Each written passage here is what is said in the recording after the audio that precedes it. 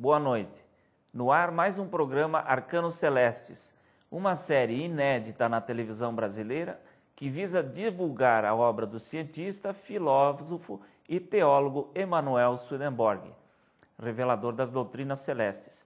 Esse programa vai ao ar todas as terças-feiras, às 19 horas, pelo canal 5 da NET e 72 da TVA. E pode ser assistido também pelo www.cwbtv.net e pelo www.arcanocelestes.com. As perguntas podem ser encaminhadas para o nosso e-mail de contato, que é o arcanocelestes@gmail.com, e os livros podem ser solicitados pelo telefone 3027-4741. No programa de hoje, nós temos mais uma vez a presença do reverendo Andy Heilman. Boa noite, reverendo. Boa noite, é bom de ver aqui. E o tema dessa noite vai girar em torno da nossa publicação mais recente, o livro chamado Divina Providência, que vocês podem ver aí na tela, né? Esse livro foi escrito por Emanuel Swedenborg em que ano mesmo, reverendo? Agora está me pegando, 1763. 1763, né? E nós estamos fazendo a publicação em segunda edição, pela primeira vez numa nova tradução, né? Dessa vez uma tradução diretamente do latim, feita pelo reverendo Cristóvão Nobre, porque a publicação anterior, que era dos anos 60, pela Freitas Bastos, né? Era uma tradução transferida primeiramente do latim para o francês e do francês para o português, né? E então essa pode-se dizer que é praticamente uma nova publicação, né? Uma nova tradução. Isso. Então, para iniciar esse programa, eu gostaria que o reverendo então tecesse algumas considerações sobre esse livro que é tão importante para a nossa vida, né? Bom, tem muita coisa dentro do livro que não posso nem dar resumo de tudo, mas que é Divina Providência? Disse que em algumas passagens dentro do livro que todo mundo sabe que há uma Divina Providência, mas poucos sabem que é. E em resumo, o Divina Providência, o governo do Senhor, do amor e sabedoria dele, porque ele faz tudo pelo amor e pela sabedoria. E o primeiro livro, a Sabedoria Angélica, é sobre este assunto. Este é o segundo volume, segunda parte, é sobre o governo disso. E realmente mostra como o Senhor está guiando-nos segredamente, sem nós saber, em todas as partes da nossa vida, porque coisas ruins acontecem, como nós temos livre e nós temos nossa razão, que são as leis até da Divina Providência que nós temos em nossa vida, como o Senhor evita profanação para não deixar o homem entrar muito nas coisas boas e depois volta atrás, como se fala da coisa da casa que foi varada e depois 7 espíritos piores chegaram. Muitas coisas estão aqui. Talvez o princípio é como o Senhor bota nossa salvação individual em frente de tudo. Ele nunca deixa uma pessoa não ser salvo que pode ser. Isso é a finalidade da Divina Providência, é nossa salvação. E todas as coisas que acontecem é olhando disso. Embora que muitas vezes nós não podemos ver isso. Então, talvez um resumo pequeno do livro. Certo. E além de apresentarmos esse livro, também o objetivo desse programa também é de a gente poder falar alguma coisa sobre o constrangimento, né? Ou seja, a finalidade de haver o constrangimento, né? Os pontos positivos, os pontos negativos, né? E eu vou começar então lendo a terceira lei da Divina Providência, que fala o seguinte: é uma lei da Divina Providência que o homem não seja constrangido por meios externos a pensar e a querer, assim a crer nas coisas que são da religião e amá-las, mas que o homem a si mesmo se persuada e às vezes se constranja a isso, né?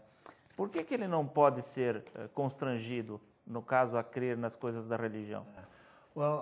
Esse sendo o terceiro lei, os primeiros dois mostra, principalmente, A primeira lei é que o homem tem que ser regenerado através do livre dele e da racionalidade dele. Que ele tem que ter a vontade dele envolvida e o entendimento dele envolvido.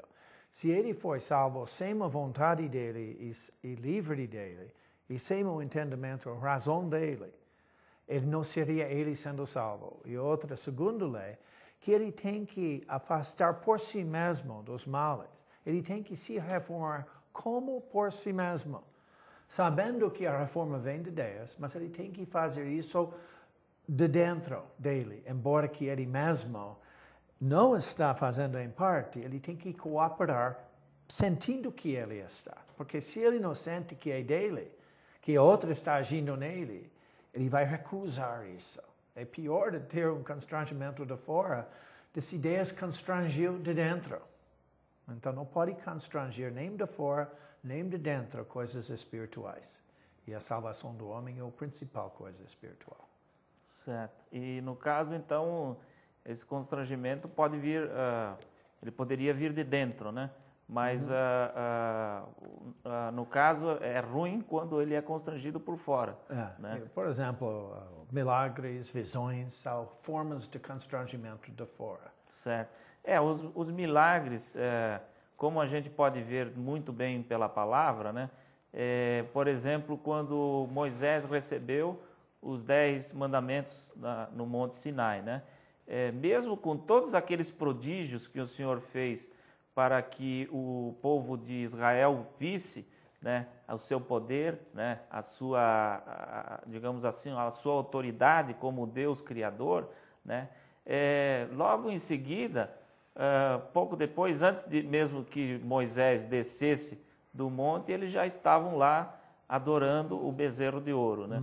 Então, se os milagres fossem uma maneira de você fazer as pessoas acreditarem, né, e crerem, né, e terem uma fé robusta na verdade e no bem, né, então isso não aconteceria, por exemplo, de que logo depois que o milagre aconteceu, né, eles primeiro se impressionaram com o milagre e logo depois já estavam adorando um bezerro de ouro, né? Como se o próprio bezerro fosse Jeová, né? Aquele que tirou eles do Egito, né? Então, os milagres, na verdade, eles constrangem, eles não são uma fé verdadeira, né? Eles são uma fé constrangida. E basta passar um certo tempo, né, em que eles esquecem daquilo e já volta tudo, né, novamente. Ou seja, não é a vontade, aliás, a liberdade e a racionalidade não estão presentes ali, né? E muito menos o espiritual, né? O que está presente ali é simplesmente o natural, né? Porque a pessoa que é constrangida por um milagre, ela é simplesmente constrangida no seu natural. Exatamente. Né? E também outra coisa que a gente pode perceber, que as pessoas que estão no bem e na verdade, elas não se preocupam tanto com o milagre, né? Com os milagres, na verdade. Né? Elas creem, elas sabem que o milagre é verdadeiro porque elas... justamente ela tem tantos e tantos exemplos na palavra, né? Tanto no Velho como no Novo Testamento, né? Principalmente pela presença do próprio Senhor nesse mundo, que ele fez milagres que ninguém fez em nenhum momento da história. Né? Então, aquela pessoa que tem uma racionalidade formada, não é uma pessoa que tem uma crença cega ou simplesmente um fanatismo na religião, ela sabe que os milagres são verdadeiros, né? Mas ela não precisa dos milagres para fortalecer a sua fé, porque as coisas que são ditas na palavra, as doutrinas, as prédicas, né, e a própria palavra em si já é suficiente para ela, digamos assim, se convencer na fé, né? Então seria mais ou menos isso. Os milagres, eles não são uma fé, na verdade, são um constrangimento, né? Até que tudo que acontece no mundo que é bom é milagre. O nascimento de uma criança, o crescimento de uma árvore, a comida que está saindo da terra, os que tem tanta planta que é bom de comer. Tudo isso é milagre de Deus para o homem que tem fé já. Mas o homem que não tem e quer o milagre, ele acha, eu vou ser persuadido daquilo. Mas logo depois, desde que ele já está nesse tipo de dúvida, ele perde sua fé logo e quer mais milagre. Por isso, no Velho Testamento, quantos milagres teve de passar no deserto para os filhos de Israel chegarem à terra de Canaã? Eles saíram com a divisão do Mar Vermelho e entravam com a divisão do Rio Jordão, não é? E ainda fica adorando outros deuses e tudo isso. E no próprio Novo Testamento também, né? Quantas e quantas vezes o Senhor fez milagres, né? E cada vez mais os fariseus e os escribas queriam mais milagres, né? E ele muitas vezes não fazia os milagres justamente porque... Ele nunca fez um milagre para provar no Novo Testamento. No Velho Testamento teve milagres para provar. Mas no Novo Testamento ele aumentou a liberdade do povo porque a igreja cristã nasceu com mais liberdade. Então os milagres eram curas e coisas boas que as pessoas estão, quer dizer, respondendo a pedido e não tanto eu quero ver. Por exemplo, Herodes, não o primeiro Herodes, o segundo Herodes, pediu ao Senhor para milagres e se ele fez, ele não morreria. E Jesus fez nenhum milagre, nem falava com ele. Ele podia fazer qualquer milagre que Herodes pediu, mas não fez nenhum, porque ele não quis provar. Ele disse que só um sinal será dado, o sinal de Jonas. O sinal de Jonas é que Jesus morreu e ressuscitou no terceiro dia. Mas quem viu esse milagre? Só aqueles que já acreditaram. Nenhum fariseu que negou ele viu esse último sinal. Certo. Porque não seria bom, não é? Outra coisa, outro constrangimento também é a conversação com mortos, né? Ou seja, é um tipo de constrangimento, né? A que a pessoa é levada digamos assim, a tentar o contato com o mundo espiritual, né? E quando, na verdade, naquela passagem entre em que está o Lázaro, né, rico e o Lázaro, você poderia falar um pouquinho dessa passagem? Sim, não, deixa-me pegar, acho que é 16, mas eu vou ver aqui. É 16. O rico que morreu, ele estava no inferno e Lázaro no peito do Abrão. Ele pediu assim, roga-te, pois, ó Pai, que o mandes, isso é, Lázaro, para a casa do meu pai, pois tenho 5 irmãos, para que lhes dê testemunho, a fim de que não venham também para este lugar de tormento. Disse-lhe Abrão, tem Moisés e os profetas, ouçam-nos. E disse ele, não, pai, Abrão, mas se algum dos mortos fosse ter com eles, arrependeram-se. Porém, Abrão lhe disse, se não ouvem o Moisés e os profetas, quer dizer, a letra da palavra, tampouco acreditarão, ainda que algum dos mortos ressuscite. Quer dizer que o milagre se não vai, no fim, mudar, mesmo uma visão dos mortos. A pessoa acha, se eu posso ver isso, eu vou acreditar. Mas não acontece. Até no fim deste livro, Céu e Inferno, aqui, tem uma coisa interessante. Ele fala assim, tem pessoas que duvidam da vida depois da morte. Ele disse, eles dizem, quem veio de lá para nos conta? Assim, para que tal negativismo, que reina principalmente naqueles que sabem muitas coisas do mundo, não infecte e corrompa também os simples de coração e de fé, foi-me concedido estar em companhia dos anjos, falar com eles como um homem, como outro homem, ver as coisas que estão no céu e também que estão no inferno, isso por 13 anos. Foi-me concedido assim descrever estas coisas vistas e ouvidas, esperando com isso, a esclarecer a ignorância e dissipar a incredulidade. A razão de hoje que existir tal revelação imediata é porque este é o que se entende pelo advento do Senhor, o segundo advento. Então ele fez, quando dizer, muita coisa assim, e ainda a gente veja, mas desde que eles mesmos não estão fazendo, eles acham que, como nós vamos confiar nele? Mas a razão disso não foi milagre, é para dar luz à razão, para a pessoa pode entender e livremente responder. Se o defunto vem para você imediatamente, um ano depois, você vai começar a dizer, foi como dizer, mal no estômago, uma ilusão. Uma ilusão, talvez droga, uma coisa assim. A gente começa a negar. E cada vez que nega, piora a situação. Não é? Certo. Outra parte do constrangimento, dessa subdivisão dessa lei, diz que ninguém pode ser reformado por meio de ameaças e castigos, porque eles constrangem também, né?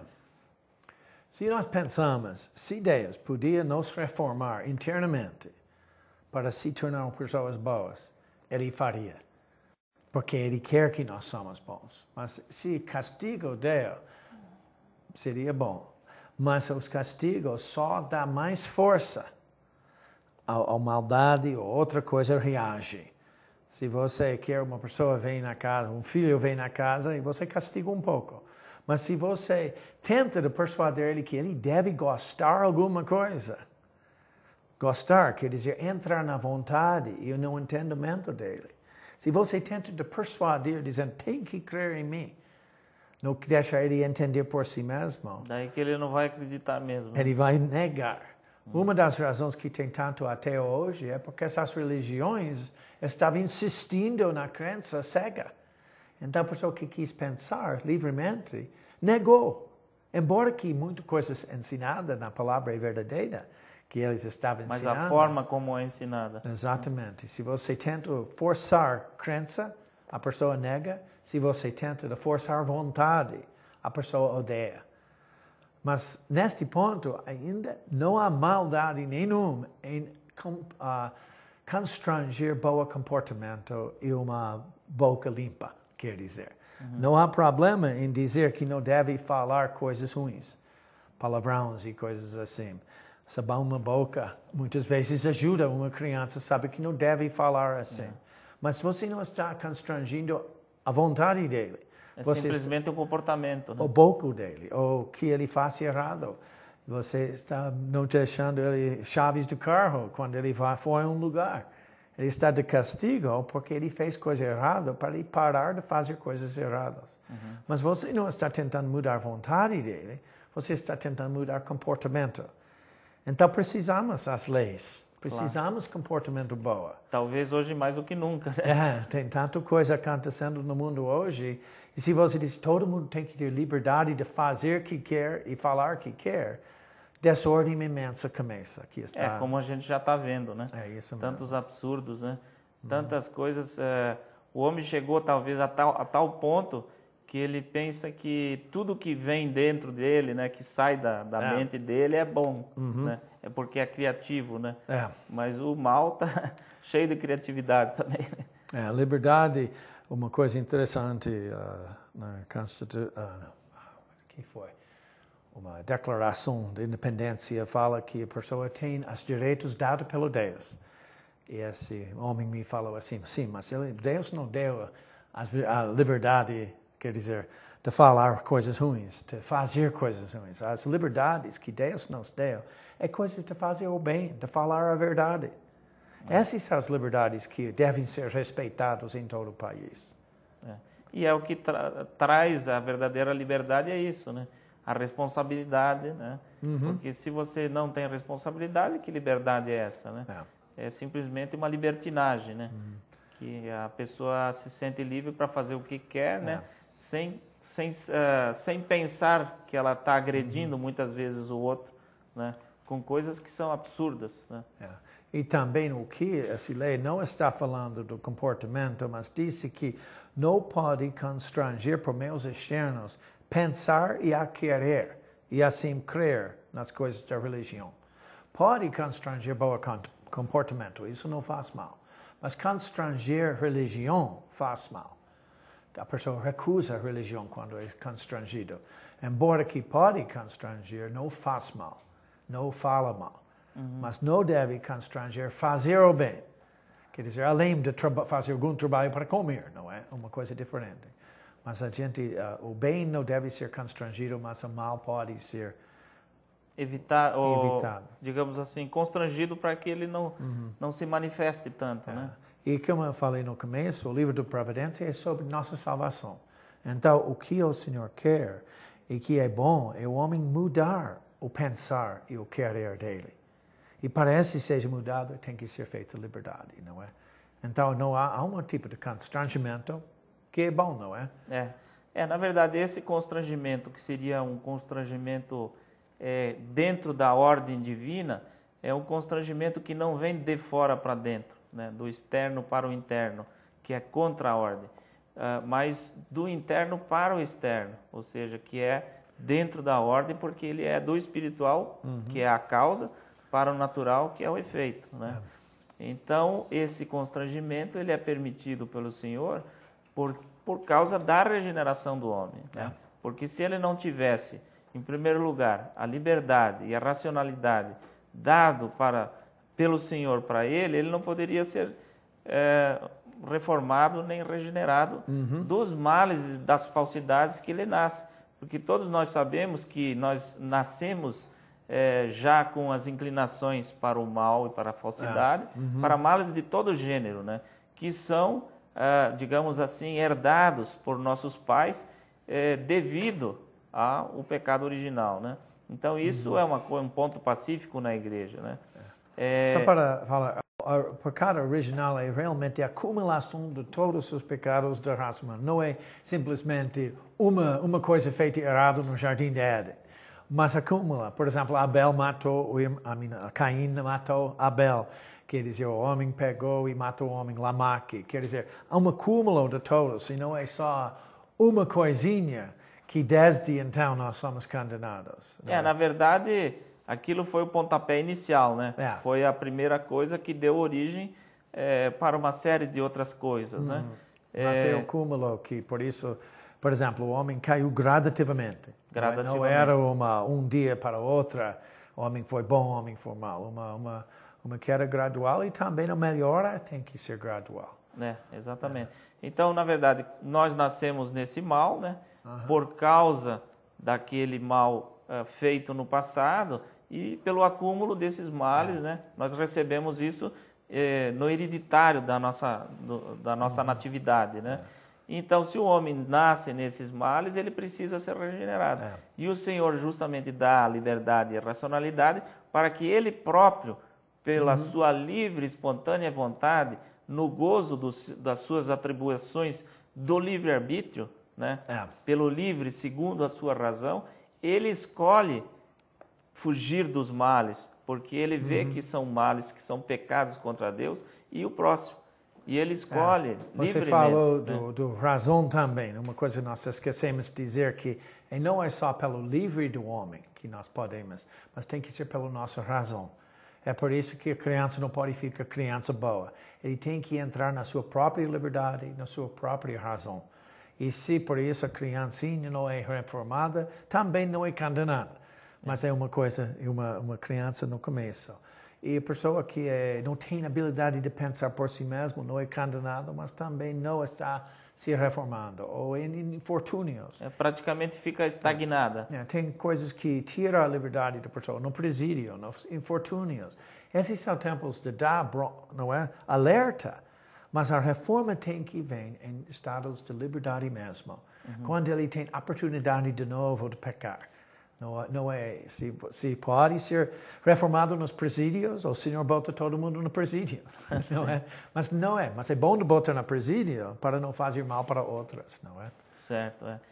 Tem certos momentos que a lei e a ordem criadas pela sociedade humana, que são, aliás, produtos dos velhos, das leis dos 10 mandamentos, que são 5 delas civis e morais, né? Isso mesmo. E praticamente todos os códigos de conduta nas diversas sociedades humanas são baseados em princípios semelhantes, né?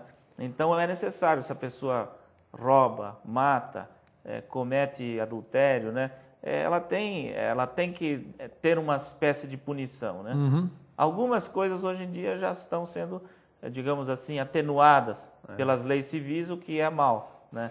Porque quando você vai atenuando essas coisas, você as pessoas vão perdendo os parâmetros, né? Vão perdendo, digamos assim, o sentido de limite do que elas podem e o que elas não podem fazer. E isso acaba se tornando um prejuízo para a própria sociedade humana. E também tirando a liberdade e racionalidade de outras. Então, a ideia de lei civil é de manter uma sociedade em que a liberdade e racionalidade podem ser lá para que o homem mesmo pode fazer o bem e pensar a verdade. Certo. Bom, infelizmente o nosso tempo é curto, nós poderíamos falar ainda muitas coisas, porque material tem em abundância, né? Talvez essa seja praticamente a única igreja que tem uma doutrina tão completa sobre as várias questões, tanto que dizem respeito à parte da palavra, como que dizem respeito à própria sociedade, né? Porque essas coisas da palavra têm uma aplicação prática dentro da sociedade. Né? Isso mesmo. Então, eu gostaria de agradecer mais uma vez a presença do reverendo Andy, né? Que mais uma vez nos brindou com seu brilhante conhecimento, né?